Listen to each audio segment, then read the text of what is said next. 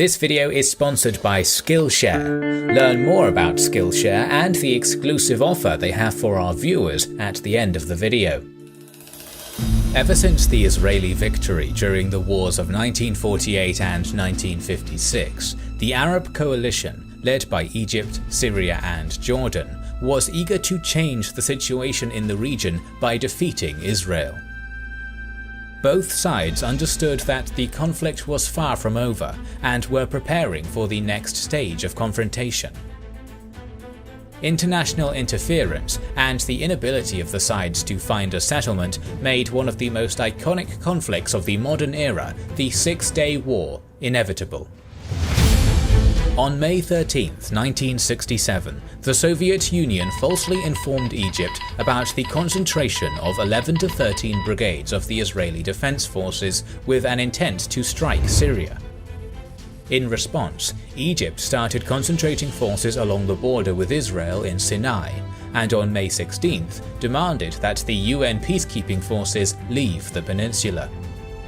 At the same time, Israel refused the request of the UN to deploy the UNEF on their side of the border.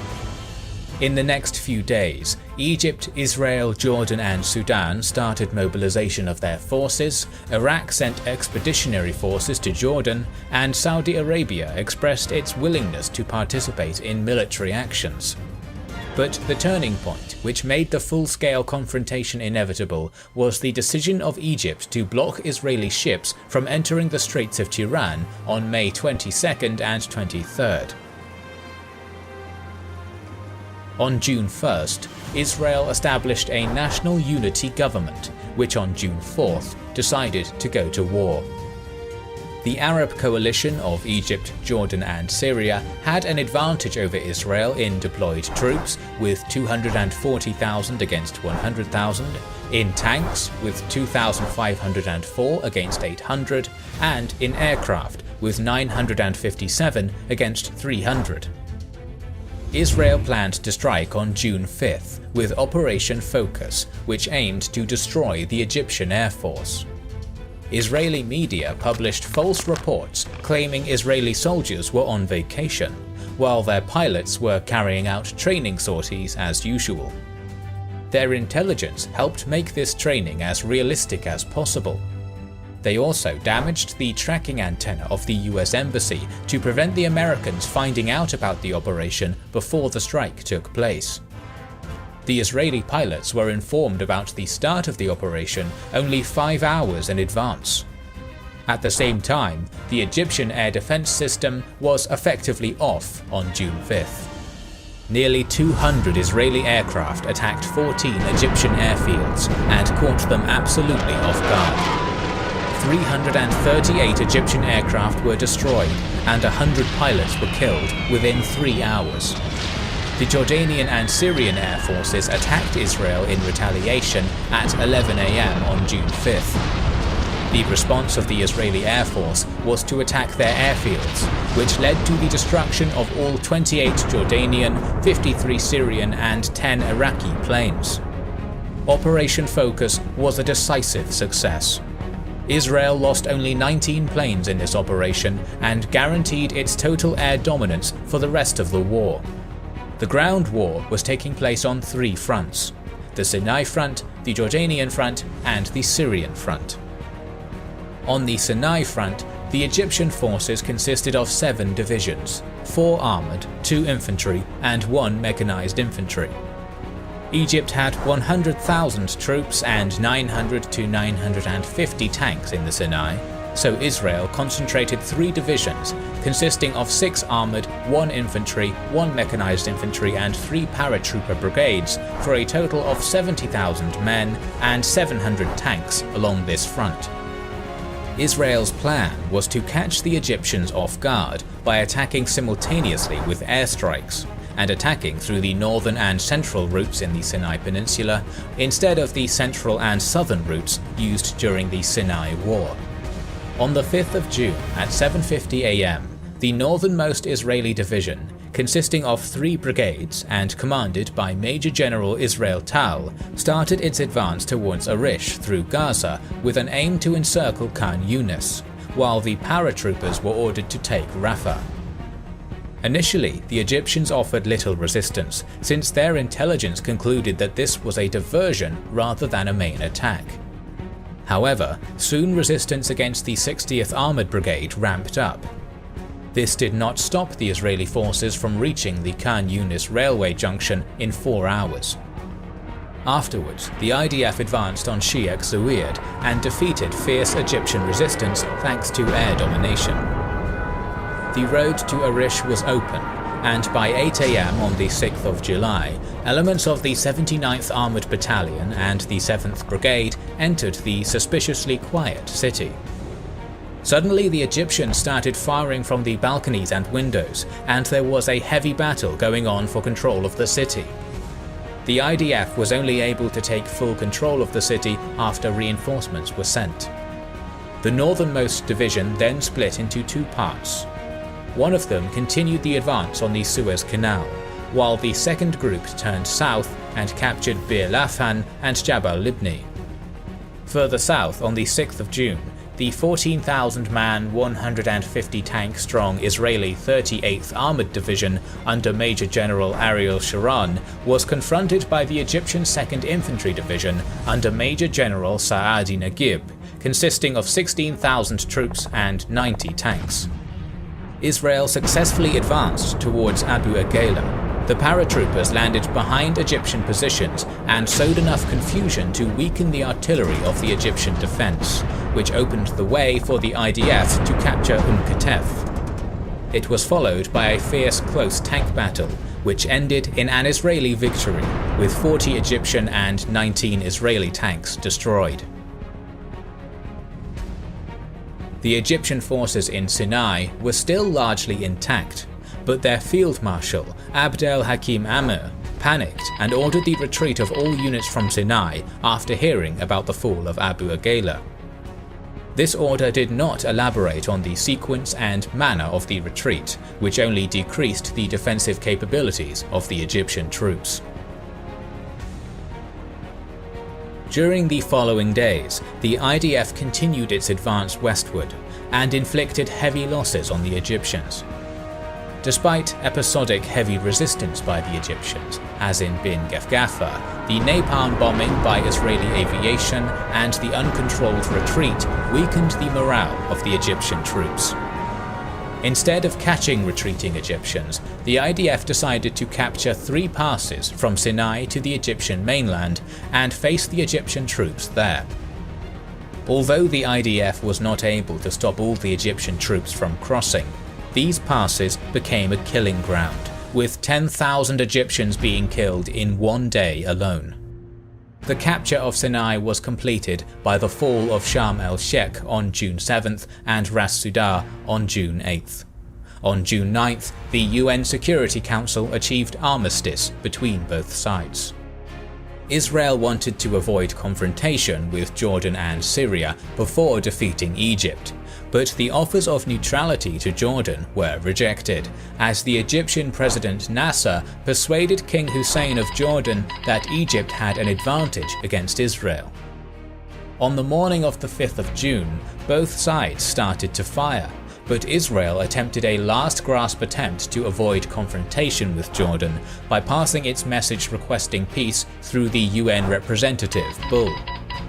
King Hussein countered that it was too late, and the Jordanian Air Force was already on the way.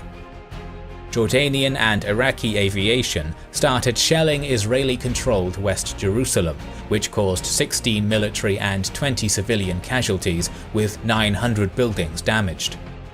Israel responded with its own air attack within Operation Focus, which damaged the military aviation infrastructure of Jordan and secured Israeli air dominance.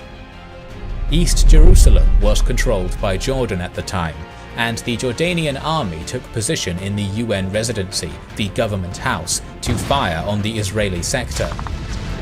The Jerusalem Brigade's Reserve Battalion 161 of Israel took the government house despite heavy losses and forced the Jordanians to retreat to Bethlehem.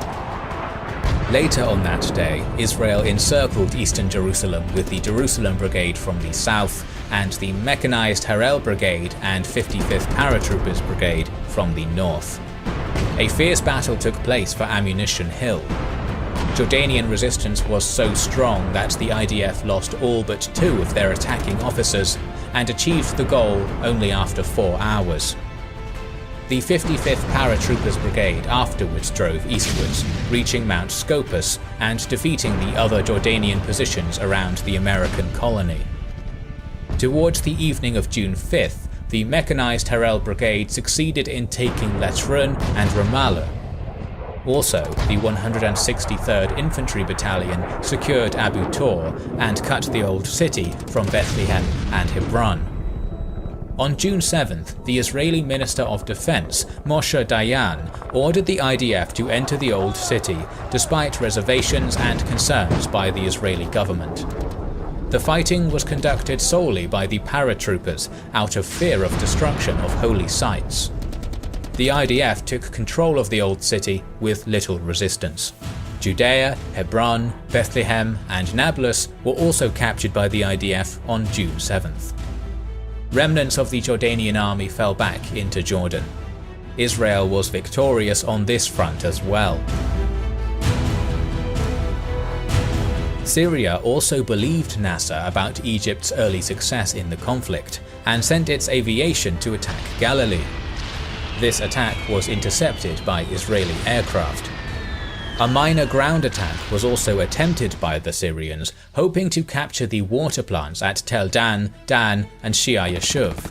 This was repulsed by the IDF as well. Israeli air domination, lack of communication by Syrian units, and tanks being too wide for bridges were among the causes of the unsuccessful attack of the Syrians. This caused them to abandon any attempts to make ground offensives on Israel, and airstrikes were chosen as their method instead.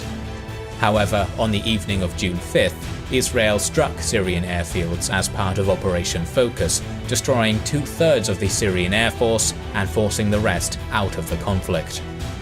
The Israeli leadership was unsure whether to attack Syria or not. On one hand, Syria was using the Golan Heights to shell Israel.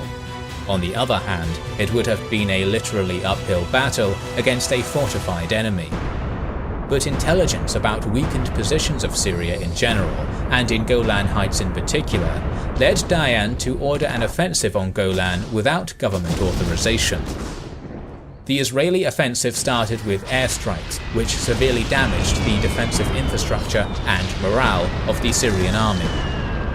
The 8th Armoured Brigade, led by Colonel Albert Mandler, advanced into the Golan Heights from Givat Haim. Heavy fighting in unfavourable terrain led to numerous casualties on both sides, but with the help of their aircraft, the IDF ultimately captured the Zora, Kala, and Ein Fit fortresses. In the central sector, the Israeli 181st Battalion captured the strongholds of Dardara and Tel Hilal after fierce fighting. By the evening of June 9th, Israel reached the plateau, which allowed reinforcements to join them. By dawn, Israel had 8 brigades ready for an assault on the second line of defences. Soon, a ceasefire was negotiated around the so-called Purple Line. By the 11th of June, all military actions stopped. Up to 983 Israelis, 15,000 Egyptians, 700 Jordanians, and 2,500 Syrians were killed in action. Israel gained a huge victory.